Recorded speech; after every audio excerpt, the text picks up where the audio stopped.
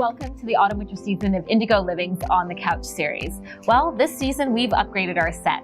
Our couch is gone, but I got a fancy new table, new chairs, and a new lineup of guests. Today, get inspired with our next guest. She is creative director of an international magazine, entrepreneur, supermom, businesswoman, and this year alone, she started a new business, which I can't wait to share with you, supporting small businesses globally. Please welcome to the chair, Meredith Damouni. I am so happy to have you here. Oh, I feel like you've been the busiest woman ever. So I don't know if it's the 4 kids or multiple businesses, but we finally got you here, right? That's a good thing. I don't know if I'm any more busy than you, darling. Honestly. Well, we have we have so much to talk about, because when it comes to the creative side, not only have you helped so many young designers and small businesses, but your company was selected by the late Karl Lagerfeld to be the official photographer when he came to the region. I mean, you guys have had incredible milestones. Well, I think it's a combination of my husband and I. Like, honestly, Ayad is the founder of the business. She's a good wife. I just want you to just giving him credit right away. Good wife. No, it's really true. No, but he is very talented. He is one of the best photographers in the region. So. Not only talented, he's the one that had that vision initially. You know, I'm the kind of person that I love to get on board and make things happen. Like, you know me forever. Yeah. So, you know, when there's an idea, I get inspired and I kind of like start to get the engine moving. But Ayad is very much a visionary. And when he came here and he was working as a freelance photographer, he was the one that said, you know, we have to do a studio. Back in Sydney, we had Pioneer. He's like, there's nothing here. He was shooting in very bad situation. So he was like, no, we have to make this happen. And he, even when he launched Capital D, he had a very strong educational mandate that was part of his kind of vision for the business. So it wasn't only having a studio, a commercial studio, but having this kind of training program. Now, I don't know if you remember when we launched, we started to do a lot of things with universities, art exhibitions, photography art. And then as we got busy, we kind of lost that. And I think that's what every small business does, is they kind of start moving towards their direction, and then clients and what have you steer them somewhere else. But last year, Ayad participated with NYU in some workshops. Amazing. And it was so incredible watching him teach the students and getting the recognition from NYU, and I was so proud. Aww. Because it brought us back to where we started. This is where we're getting to. Where we started, which was that kind of wanting to give back and you know, well, let's actually go back to when you guys started, because your story actually starts in Australia. Yes. Not only just a career story, but I would like to just highlight you had a love story as well in parallel. Because you're entrepreneurs, I mean, you have a creative background, you studied graphic design as well, so you have this creative side too. Sure. But to have this love story together, you started your first business together, so you always had that entrepreneurial streak. Since we met, so when we met, I had a business and Ayad had a business, so we had already, like, we were already entrepreneurial, and then together it was immediate, like, that we had this entrepreneurial kind of energy between us. Like, in fact, I think the second time we met, we were like, should we be business partners, or should we be something else, or should we try and do this like together? Because we had this very strong chemistry. I don't know if you know, we met and like 2 weeks later he proposed, and we were married a month later. Like, I love that story. It's like, knock on wood, mashallah, it's so good. And it's I love 20 that. years in January, which is congratulations. Like, no, I think we need to do like something. You have to do something to celebrate that. But so when we met, we just brainstormed the entire time. And you know, he has like literally every morning with his coffee is a new idea. Yes. So, and then he's like, babe, take notes, babe, you know. So we started to brainstorm and we started to have ideas. And he was a photographer, I was a designer. And we both loved fashion so much. And we had the idea to start Joe the Taxi Driver, which was a brand that we started, oh my God, it's like going back in time. We started it, we launched it at Sydney Fashion Week, and we got our first order from a Japanese very cool boutique for $40,000. Amazing. At that, I remember having the little stall there, and we launched the collection. And then we went on to have about 72 stockists for that brand. Yeah, plus 2 of our own boutiques in Sydney. But you know, we were super young and we had 2 kids, and I think there was this kind of call of Dubai or the Middle East or something, because Ayad had spent time here when he was younger. Because people often ask, why did you leave that? Yeah. You know what I mean? But when was that pivotal moment where you decided to make that leap with your young family So, to an emerging market? Yeah, 100%. You know what it was? When I had Layla, and Layla was 1, and Wolfie was 4, and we had, like I said, this fashion label and 2 boutiques, and we were both also freelancing and managing all of that in Sydney. It was really hard. And Ayad had grown up in Abu Dhabi, and he was telling me about the Abu Dhabi lifestyle. And I was like, what are we doing here? Like, what's wrong with us? In hindsight, probably we were a little rash in making that decision. But I think that also it just, you know, when you go forward with such optimism and gusto, you just make it work, you know, and you can never look back in life. So it was kind of that kind of yearning for probably a little bit of my own support system at home, which you can't really have in Sydney, like what you have here, what you're able to have here for a family.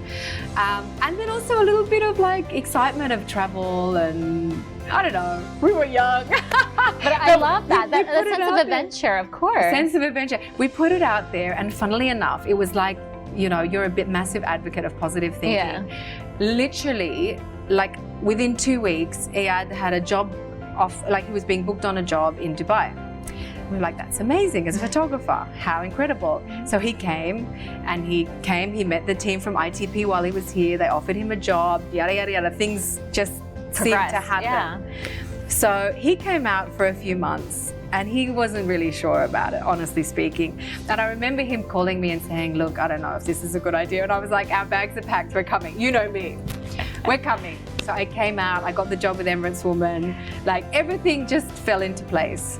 So yeah, we just did it. But I don't think this is always the right decision, by the way. Well, I'm going to disagree with you, because I think it's a true testament. I mean, you have created a family here, you created a business, and also your job at this international magazine, you put such a mark there. You created the fashion and beauty sector for them. The section featured all the international designers. It was a homegrown title that had international recognition. Like, you did make your mark.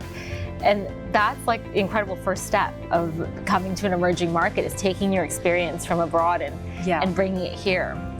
Well, look, the minute I walked into that place, I had a great energy with Gina Johnson, who was there forever. She just recently left. And I just said, look, this magazine can be so much more. I really appreciate that it, you know, it had the tradition. So I sat with the graphic designer. We did a full redesign.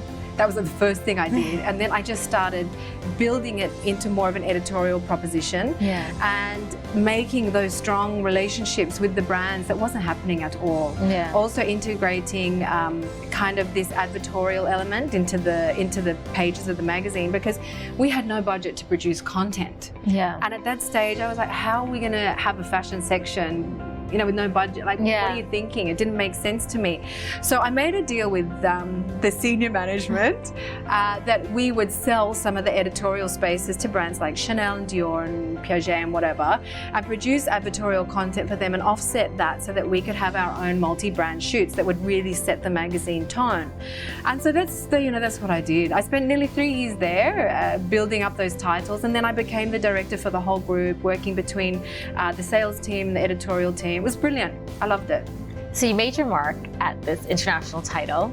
And then when was that tipping point where you and your husband decided to come together again to do a business? I don't know. I think we're a bit crazy. Because there's something, I don't know if you know.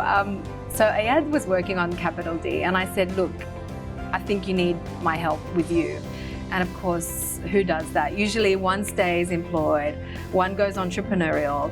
You know, you have the stability and you have the wild card and you see what happens. No, of course, that's not what we did. I left my job. We both merged into this new business. And I don't know if you know, but the first week we opened our doors, there was a huge fire in the warehouse complex. No way. We didn't tell anyone. We didn't tell anyone. We'd open the doors. So what was a beautiful, pristine, white studio space became a black, smoke-drenched studio space. It was literally the day that Ayad had brought all the computers in, all the hard drives of all his life's work in, everything. So that week, I remember standing out the front, like crying, like, oh, what are we gonna do? We just very quietly closed the doors. We acid washed the whole place. We repainted the whole place. We told everyone we were fully booked. It took another month to fix up the place, and then we just went back to business as usual. But I actually love that story because that is a true entrepreneurial story. Is very where challenging. Yeah, something happens and it's unplanned, and how do you stay, like, keep a smile on your face, but kind of fix this problem, which That's you right. guys did with, just, as discreet as possible. Look, I think being an entrepreneur, you take on the responsibility that what you need to do is actually solve a whole lot of problems. Yeah. For yourself and for whoever it is that you touch. You become responsible for solving their problems. And I think that's something that, like capital D today, when we talk about what we do, we don't talk about taking photos or, doing animation or anything. We talk about solving problems. So And storytelling. 100%, Yeah. 100%. So, when the client comes with an issue, you have to really get to the base note of what it is, and then you can see how you're going to solve the issue, and then how are you going to take them past that issue, and that's where the storytelling comes in. I love that. Yeah, but I think it's, I don't know. Being an entrepreneur, definitely you have to be ready for challenges, many things going wrong. Like, the quicker you get used to things going wrong, the better. And to be calm as well, right? Yeah. To be calm. You're good at that, though. I don't know if I'm good at that. Well, I have you on a hotline, so whenever I need you, I'm talking to you. But what's your secret to working with your husband? Because I feel like a lot of people, especially a lot of our viewers, are small business owners. They are either starting a new business or they've actually teamed up with their partners. And how do you separate home life from work life? Such a good question. Can you tell me? Can you tell me the answer? So I need you to share your wisdom with everyone. Basically, for the first few years of the business, we had many fights because I find it very hard to leave work behind. I don't really see my work as work. I really enjoy what I do, honestly, and it's from my heart. And so for me, I wake up in the morning and I start talking about ideas. Just before we go to bed, I'm talking about ideas. I think Ayad was just like, babe, can you just leave it a little bit? So we had a lot of fights, but I really learned how to kind of manage that excitement. And also, I think you really have to respect and listen to the other, the other person in the partnership, because you're actually completely different people. Everyone looks at us and, wow, you guys work together and you're amazing and you're both creative and all that. We are completely different. The way we work, the way we communicate, the way we run our teams internally, everything about what we do is really different. So we more or less complete one another, which is beautiful. But I think that mutual respect is built over years, and you both need to be very clear that you are committed and up for the challenge, because it's not easy. How many partners, not only husband and wife, just business, partnerships in general, friendship, partnership, whatever, they fall apart so easily. So I think the one thing, because I think about this a lot, I think the one thing with Ayad and I, we're very committed people, and I think it really comes down to that. Obviously we communicate well and all the rest, but if we didn't have that commitment, both of us inherently in our character, might have been a bit different. But what would you say your strengths are? Because I think when you talk about partner, and you're right, it doesn't have to be married couples. It's just, it is interesting when you do have married couples, because you end up taking it home. Yeah, 100%. But what would you say your strengths are and your husband's strengths that you bring to the business? Yeah, 100%. So I'm very kind of calm. I'm very patient. And I'm very, I'm learning to love processes, as we were talking about before. So creativity is something that's kind of a given. I think in our business, everyone in our business is creative. But I like to think that I am kind of, again, committed to kind of learning new tasks that are helping the business move forward. Ayad, on the other side, is really, honestly, he is the boss. He is the guy at the end of the day who makes the final decision, and I'm very happy for him to do that. Although he takes my advice and the rest of the team, he is that strong guy that we need at the top, and he's up for that. Yeah. So I think we're partners, but we're definitely completely different. Iyad is extremely creative as well, as you know, like he's an incredible photographer. A lot of the incredible opportunities that have come to Capital D have come through him actually being the one taking the photos or directing. And people want association with him as well. 100%. So he's had all those accolades and he's recognized. But now he's, you know, he's also become an incredible managing director and allowed himself to let go of some things and, you know, and grow as a person. Yeah, it's not easy that part of things. I think especially for creative people. So now he's gone on the business side. Yeah. And also being an entrepreneur, there's no such thing as 9 to 5. I always say this to people, like, you know, inevitably you can work 7 days a week if you're on a project. Do you guys have outlets that you guys just have to be apart and do your thing to release your energy? Oh, I like this question. I mean, I know his answer because his answer's on the polo field, but 100%. What's yours? Because you are, honestly, you're a great mom. You have so much energy. I don't really know. Like, I often get asked this.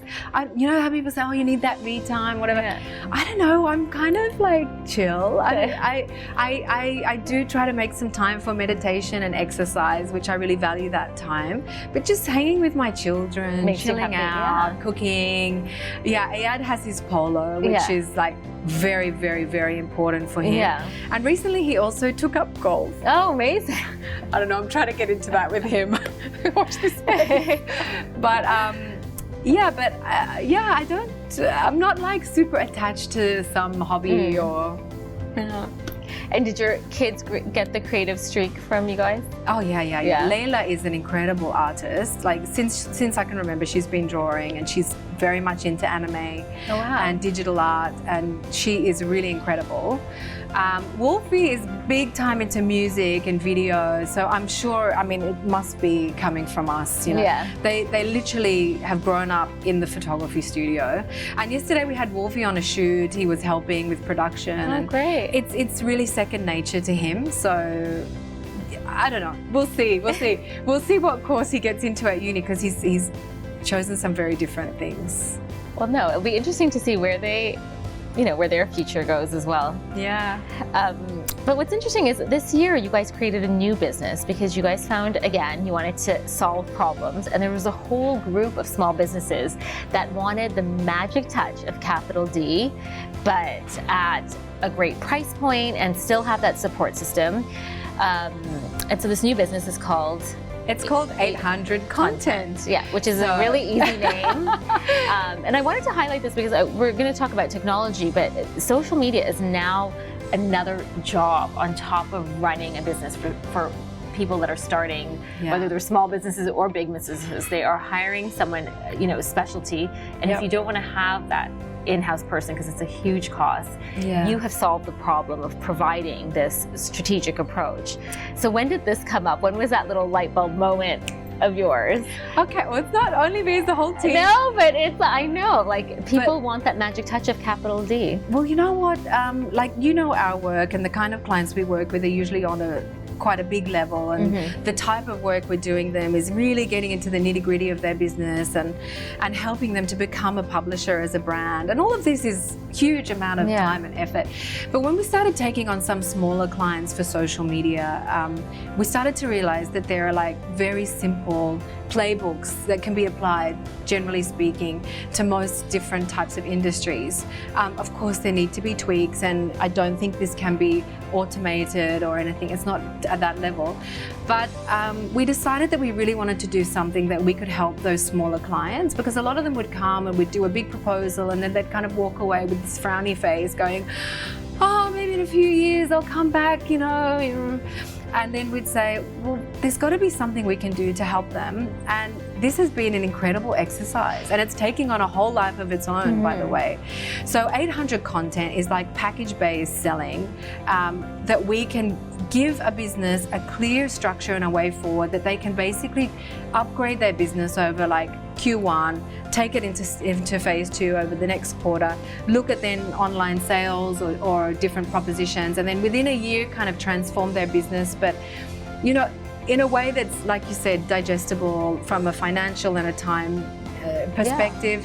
also, you know, doable, because you don't want to just jump on board and get someone excited and then be like, oh, you know, they either can't afford to pay the bills, or, you know, it doesn't work out for whatever reason, then you kind of just dump them. I mean, as a person, these things don't feel right. Yeah. So those solutions were just tailored at those, like you said, small businesses, no marketing person, probably no social media person in-house, the owner trying to kind of do it themselves.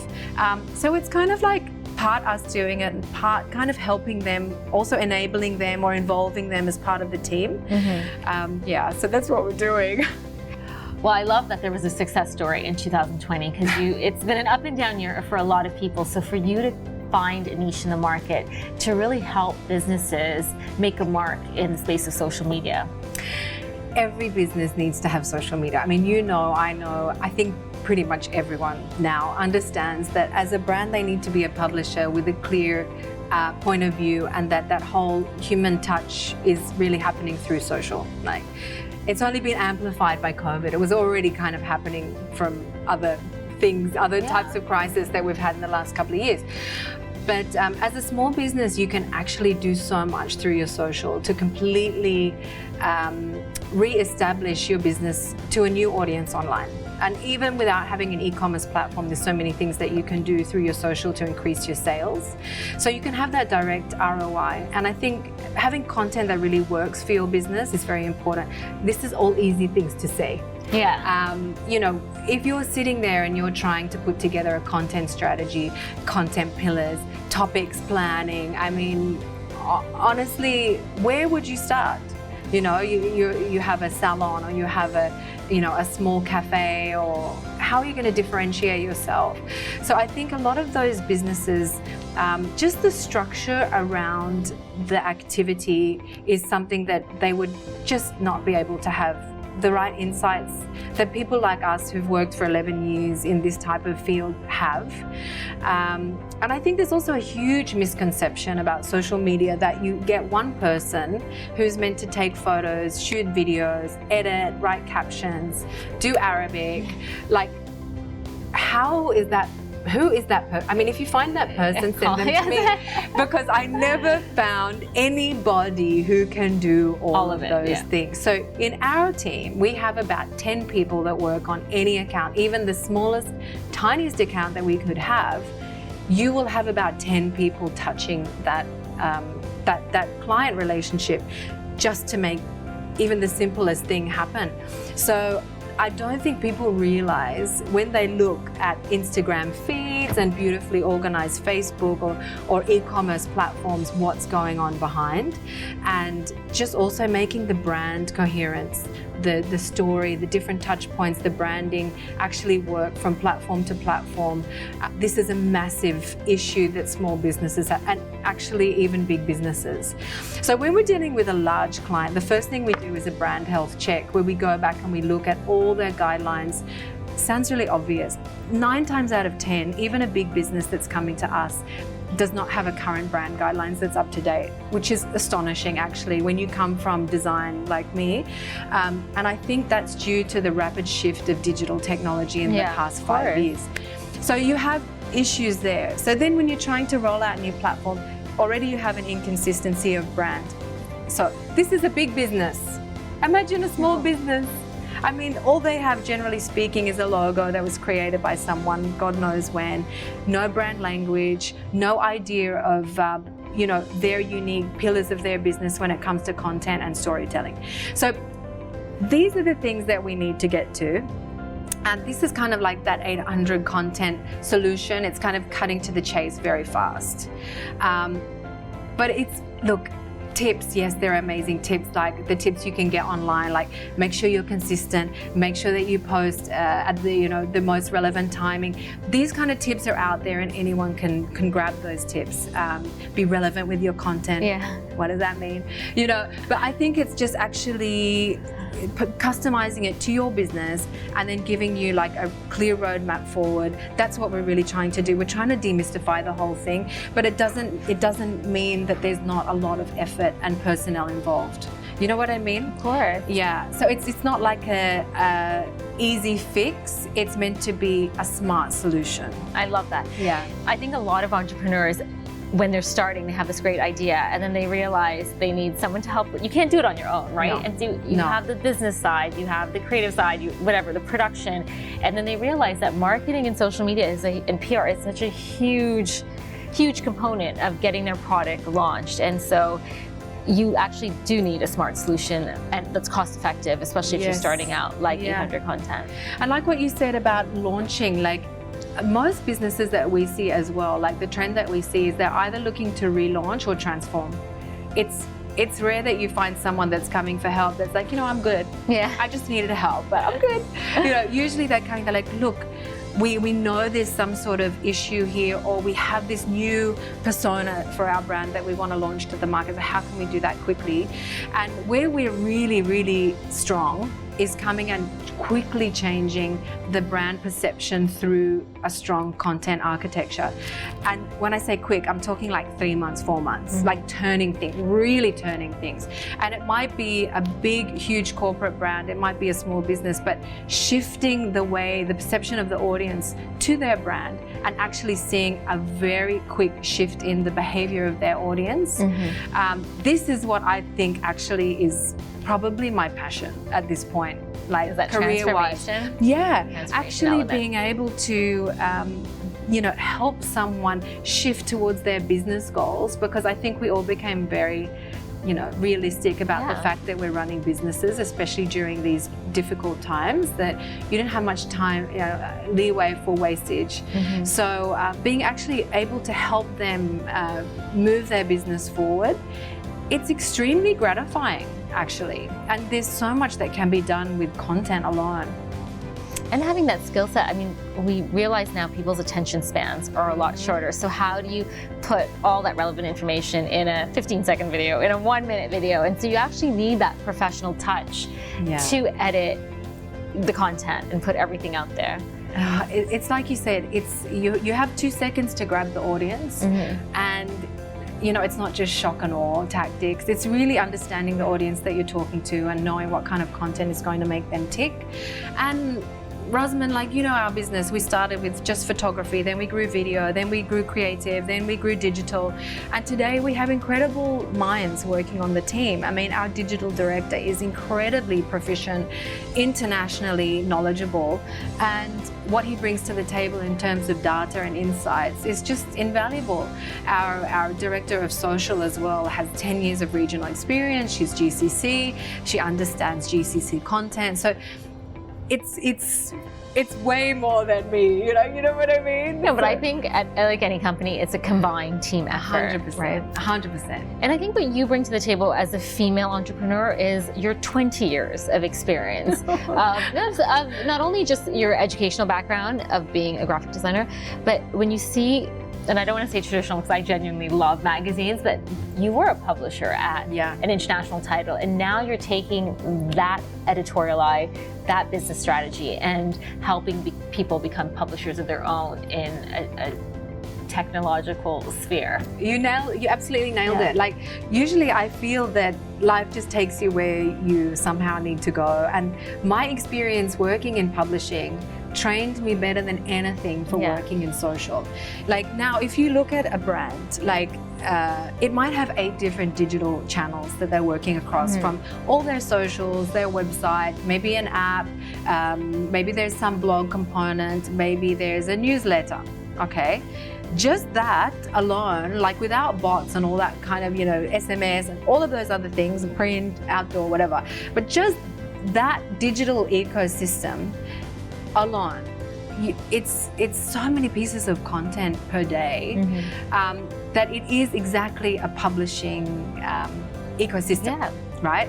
But again, like, to be smart in digital, you cannot just copy paste your content all over the place. You need to put channel specific content where it needs to be.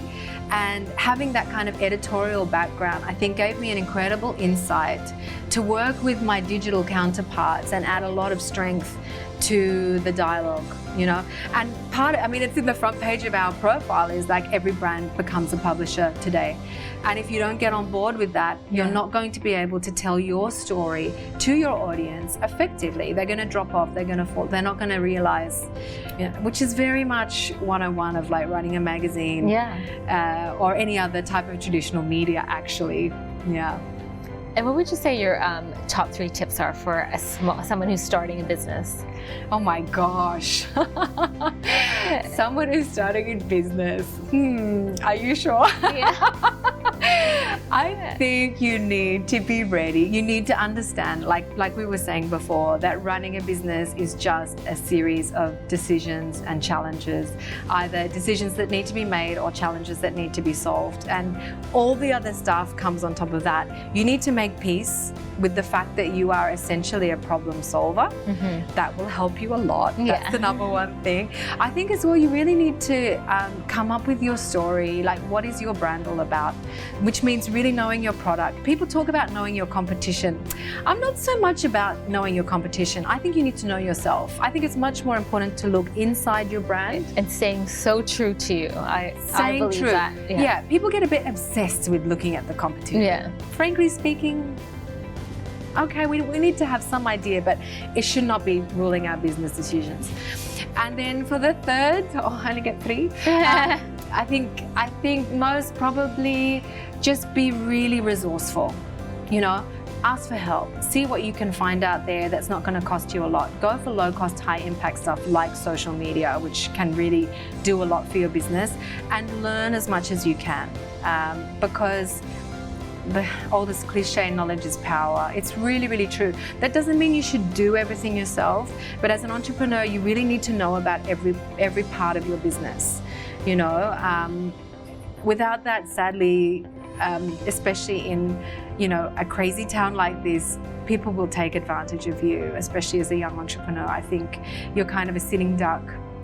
So you need to be a bit careful of those things. I love those tips. Well, those are very practical tips. So thank you for sharing that. It's my pleasure. And thank you for being here today. I'm so excited for 800 Content and seeing where it's going to go. We love hearing about new businesses. Amazing. And before I let you go, Indigo Living's motto is to live beautifully. What does that mean to you?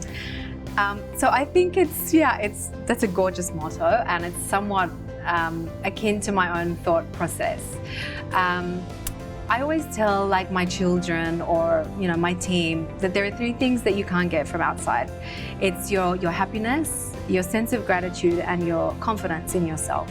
These things, you have to go inside and find them. And I think people that take the time to go inside, find the root of their happiness, whether it's doing something, enjoying, whatever, it's their thing.